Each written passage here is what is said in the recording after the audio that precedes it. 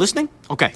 Basically, there's this guy named William that moved from England to a town called Oregon with his wife and 3 kids. That meets this guy named Henry. And the two of them form a friendship and start a family diner and pizzeria called Fredbear's Family Diner. Now the money is tight, so to save on cash, they come up with these animatronic mascots that can be cranked up into work as suits. Seems pretty smart, right? Wrong, dummy! See, if the spring locks get loose on these suits, they turn back to animatronics and crush the person in them. Anyway, getting ahead of myself here. Basically, this William guy's bad news. See, one day, Henry's dad at Charlie is having a birthday party at the diner. The other kids are mean though, and they lock her outside. What does William do when he sees this? A freaking drags her into the alley and kills her. That's what he does. Now, Henry built a safety puppet to watch over his dad, but the puppet was stuck inside a box when this was happening. When the puppet gets out, goes outside to try and protect her, but it's raining, so the freaking animatronic breaks down too. So what happens is that Charlie's spirit actually inhabits the animatronic puppet. And buddy, that is just the tip of the iceberg. See, William's older son is a real face to his human son, Even. On Evan's birthday in 1983, go to the diner, and Henry actually shoves Even into Fredbear's mouth. Freaking crazy, right? So the spring locks fail and Fredbear chomps Evan's head, putting him into a command and killing him a few weeks later. This here's the breaking point for William. The guy starts putting on a spring bunny animatronic sword and using it to lure kids into the back room. Once he gets them back there, freaking kills them. He does this 5 times before getting caught. Thing is though, nobody can find the body, so William gets let off the hook. As it turns out, hands and buddies inside the animatronics. Not Charlie, since her spirit is inside the puppet. She starts putting the kids' spirits into the animatronics they were stuffed in. So right now, the puppet, Chica the chicken, Bunny the bunny, Freddy Fazbear, Folks the Parade, and Underskull and Freddy Fazbear, and original Fredbear all have the ghosts of children in them. After this missing children incident, William gets fired from his own company. That doesn't stop him though. His new soul company, Afton Robotics, to work for the sister company called Circus Baby's Pizza World. There, William starts making these robots that are designed to kill kids. Crazy, right? Well, as it turns out, William figured out how to be immortal. See, when kids die, they produce this material called remnant. You can basically use this remnant stuff to keep your soul inside of something. William figures this out after killing those first 5 kids, so now he starts trying to use it for his own good. Problem is, even though his youngest son is dead and his older son has moved out, William still has his daughter Elizabeth with him. William makes this really cool animatronic called Circus Baby who can dance, sing, make us scream, and do a whole bunch of other cool stuff. But his daughter Elizabeth gets too close to Baby, and her chip capturing mechanism activates. So now 2 of William's 3 kids are dead by his own hand. William pretty much loses it here.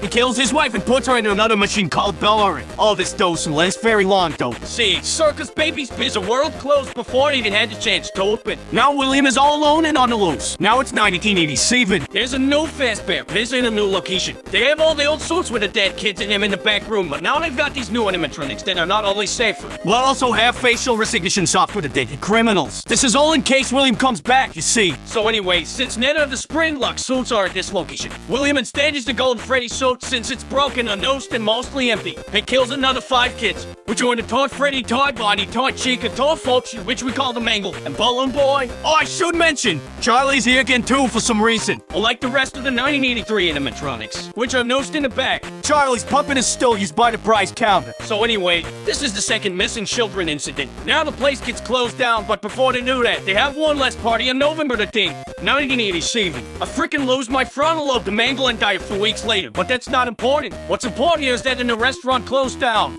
So now it's sometime after 1987. William somehow gets a message out to his son Mitchell that his sister and mom are trapped inside some animatronics at the now closed down Circus Baby's Pizza World, and that he needs to set them free, since the whole building is automated. They think that he's an employee. So Mitchell works at the building for a week while the building is attempting to rip it all. He gets tricked by the animatronics into getting scooped. See, what happens is that, during the week, all the robots in the facility tear themselves apart and reform themselves into a dead mass called Inert. And it brings Mitchell to the scope where he gets injected with remnant. Then his organs get scoped out and introduce him as a skin suit to escape the facility. After the robots escape and Mitchell is reanimated as a walking corpse, he goes to find his father and then all the suffering. The first place he tries is the new Freddy Fazbear Pizza that opens in 1993. This reopening is the original location of Fredbear's Family Diner, and brings the original cast of Freddy, Fox, Chica, and Bonnie. They even refit Golden Freddy, but they never use him. Since Mitchell was blacklisted after getting his brother killed, he used a fake name, Mike Skimmett, to get a job at the No Place. However, after a week of working, with all the animatronics trying to kill him, thinking that he's his father, he gets fired and the place shuts down. Mitchell wouldn't find William until 2023 with Fazbear Fright, but before that happens, we need to talk about what happened to William. See, William just come back to the original location. He knows that the kids all live inside the animatronics, and he can't have that, So he goes to the building after it's being shut down to try and dismantle them. See, all Fazbear locations include a hidden room that is off the map and invisible to animatronics for storage. Also for spring lock, failing victims to bleed out and so that the children don't see. William hides in this room, coming out to dismantle the animatronics until he tears down all 5 of them. However, once he does this, the ghost manifests and an act William forcing him to hide in the old spring bunny sword that's been rotting in the room since 1983. And puts it on and lets it down, but the spring locks fail and he gets crushed. Since William has been injecting himself with Remand for years, and come back to life after getting crushed inside his sword, doesn't have any will of his own, being locked in the room until 2023. In 2023, an amusement park opens up a scary attraction called Fazbear Fright, which was a bunch of old Fazbear artifacts from the old locations. As a horror attraction, they find this old spring bunny sword in a hidden room and transport him to Fazbear Fright, where Michael is working. This is the moment he's been waiting for. After a week of working at the location, Michael used the fall they're wearing in the building as an excuse to set fire to it, killing William once and for all and freeing the remaining trapped souls, who have also been haunting Michael for the week he was working there, or so he thought. As it turns out, William survives the fire, rebuilds the parts of him that were destroyed with the leftover parts in the building, and escapes to kill some more. Now we have the puppet and William all off on their own in the whip. And it gets tired of Elizabeth controlling them, so they kick Elizabeth out. And she rebuilds herself as a new version of Baby. Now call it Scrap Baby. And then dons a new mask and calls themselves Molten Freddy, who also happens to have the spirits of the 5 children from the toy animatronics in it now. This is where Henry steps in. Once Henry learns of the suffering that has been happening, he develops a plan to bring all of the animatronics back to one place so he can destroy and free them all. And creates an animatronic called Lefty, which used to capture his data. When Michael finds out about all this, he goes to the new fake misery and brings all of the animatronics back together. Once they are all there, Henry locks the building and burns it all down with himself and Michael's still in it, freeing the remaining souls of Elizabeth, Charlie, William's wife, and the remaining children inside of Molten Freddy. After this, William's soul is sent to hell, where the souls of the children he tortured get to torture him for all eternity. Or so they think.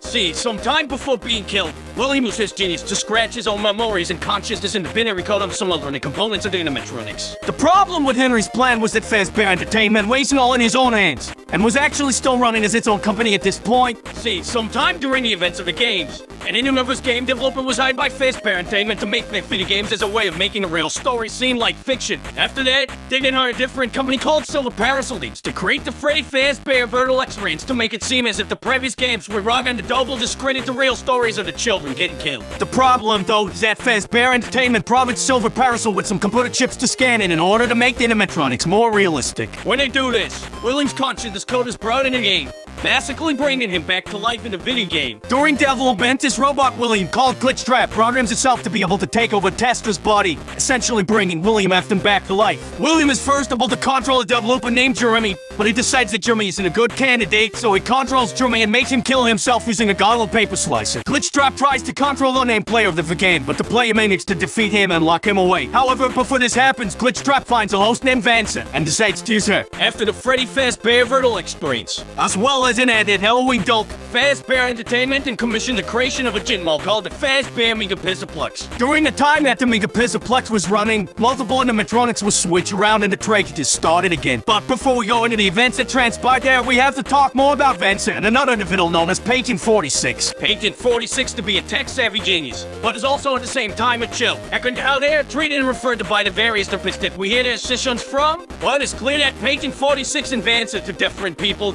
It is unknown for certain who Patient 46 is. What is known is that Patient 46 spends a lot of time at the Pizaplex before the events of security breach and helps reprogram the system, and believing that they are working with Vanny, Vance's alter ego while under the control of William. What else is known is that Patient 46 lied about whatever happened to their family. The 6-in tape reveals that they actually had a great children. Vance is known also to have had a terrible father named Bill according to tape 3. Apparently Vance's dad forced her to lie during a custody hearing between him and her mother, leading to her mother doing something afterwards, likely committing suicide. Anyway, the events preceding security breach include at least 9 more missing people, likely all children, as well as multiple missing therapists who were likely killed by Vanny. At some point, Bonnie the Bunny is replaced by a new animatronic named Montgomery Gator. This happens following a night where Bonnie went down to Monty's golf course and then was unseen afterwards. Many speculate that Monty may have killed Bonnie or dismantled him in order to make his way into the main cast, but we do not know for sure. What we do know, however, is that Monty took over Bonnie's role in the main cast. Broken Wolf, another new animatronic, also took over Folk's role, but there's no given explanation for this.